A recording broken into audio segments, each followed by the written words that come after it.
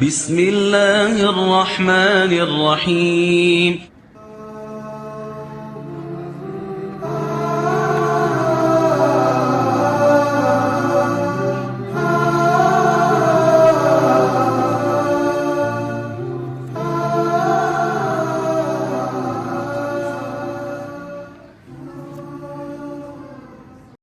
اعوذ باللہ من الشیطان الرجیم.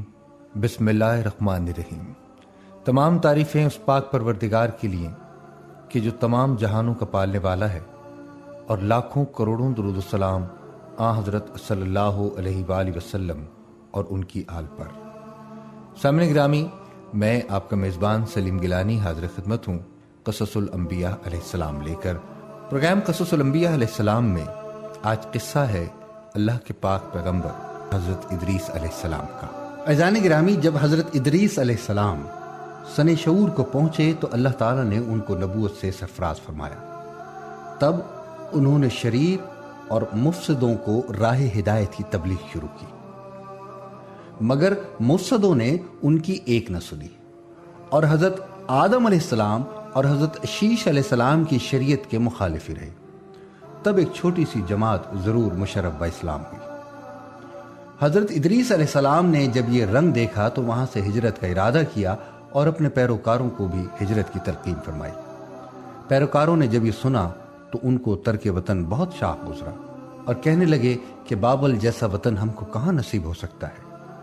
حضرت ادریس علیہ السلام نے تسلی دیتے ہوئے فرمایا کہ اگر تم یہ تکلیف اللہ کی راہ میں اٹھاتے ہو تو اس کی رحمت وسیع ہے اور وہ اس کا نعم البدل ضرور عطا کرے گا.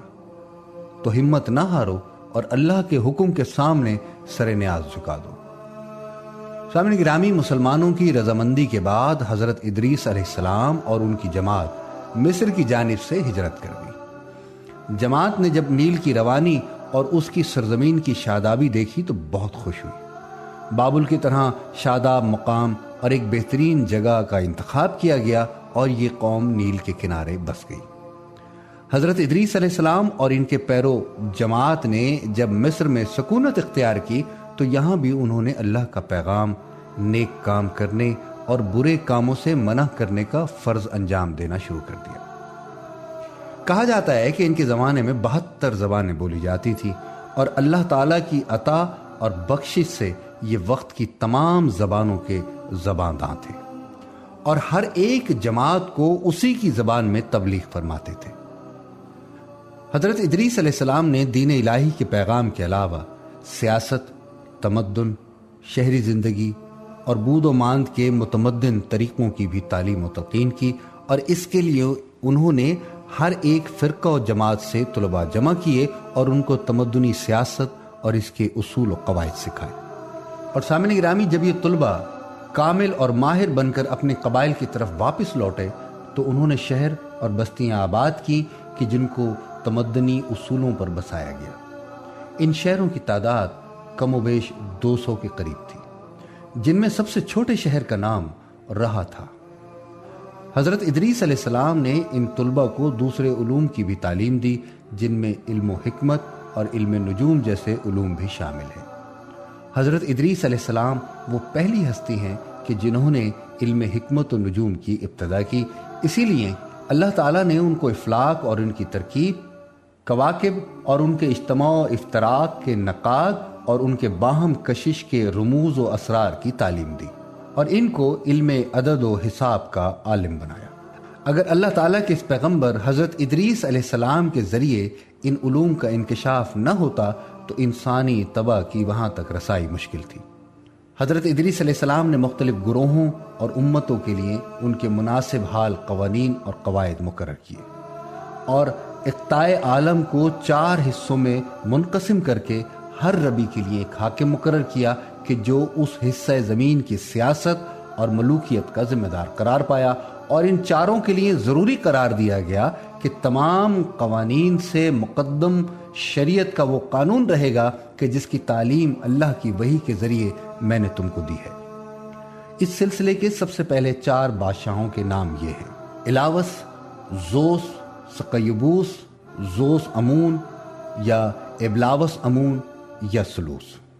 سامعین گرامی، اللہ تعالیٰ کی ہستی اور ان کی توحید پر ایمان لانا، صرف خالق کائنات کی پرستش کرنا، آخرت کے عذاب سے رستگاری کے لیے عمل صالح کو ڈھال بنانا، دنیا سے بے التفاتی اور تمام امور میں عدل و انصاف کو پیش نظر رکھنا، مقررہ طریقے پر اللہ کی عبادت کرنا، ایام بیس کے روزے رکھنا، دشمنان اسلام سے جہاد کرنا، زکوٰۃ ادا کرنا، طہارت و نظافت سے رہنا، خصوصیت کے ساتھ جنایت، کتے اور سور سے اجتناب کرنا، ہر نشہ آور شے سے پرہیز کرنا ان کی تعلیم کا لب لباب تھا۔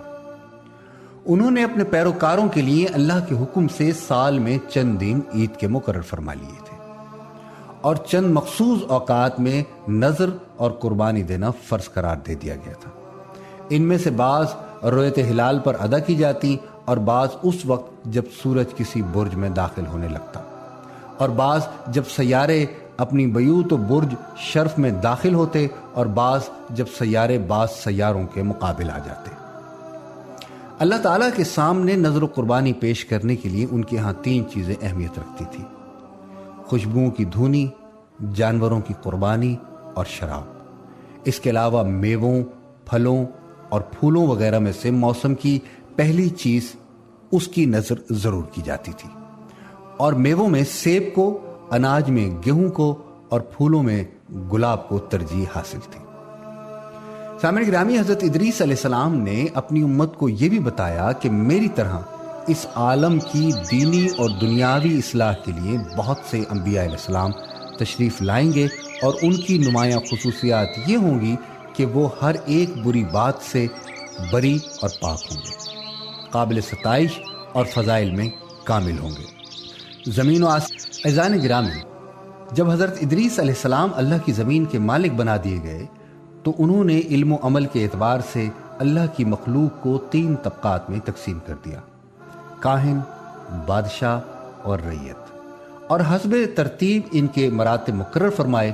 کاہن سب سے پہلا اور بلند درجہ قرار پایا، اس کے لیے وہ اللہ تعالیٰ کے سامنے اپنے نفس کے علاوہ بادشاہ اور رعیت کے معاملات میں بھی جواب دہ تھا۔ بادشاہ کا دوسرا درجہ رکھا گیا اس لیے کہ وہ اپنے نفس اور امور مملکت کے متعلق جواب دہ تھا، اور رعیت صرف اپنے نفس ہی کے لیے جواب دہ تھا، اس کے لیے وہ تیسرے طبقے میں شامل کیا گیا۔ لیکن یہ تمام طبقات فرائض کے اعتبار سے تھے، نہ کہ نسل و خاندان کے امتیاز کے لحاظ سے۔ بہرحال حضرت ادریس علیہ السلام رفع اللہ تک انہی قوانین شریعت اور سیاست کی تبلیغ فرماتے رہے۔ ان 4 بادشاہوں میں سے اسقبیوس بہت پختہ عزم و ارادے کا بادشاہ تھا۔ اس نے حضرت ادریس علیہ السلام کے اٹھا لیے جانے پر بےحد حزن و ملال کا اظہار کیا اور ہیکلوں میں ان کی اور ان کے رفع کی حالت کی تصاویر بنوائی۔ اسقبیوس اس خطے پر حکومت کرتا تھا کہ جو طوفان نوح علیہ السلام کے بعد خطہ یونان کہلایا۔ یونانیوں نے طوفان کی تباہ کاریوں سے بچے ہوئے ٹوٹے پھوٹے ہیکلوں میں جب حضرت ادریس علیہ السلام کے مجسمہ اور ان کے رفع کی تصویروں کو دیکھا اور ساتھ ہی اسقبیوس کی عظمت اور ہیکلوں میں حکمت و فلسفہ کی تنوین کا شعرہ سنا تو ان کو یہ غلط فہمی ہو گئی کہ اسقبیوس ہی وہ ہستی ہے کہ جس کا رفع ہوا، حالانکہ یہ صریحاً غلط ہے، جو محض اٹکل اور تمکین سے انہوں نے اختیار کی۔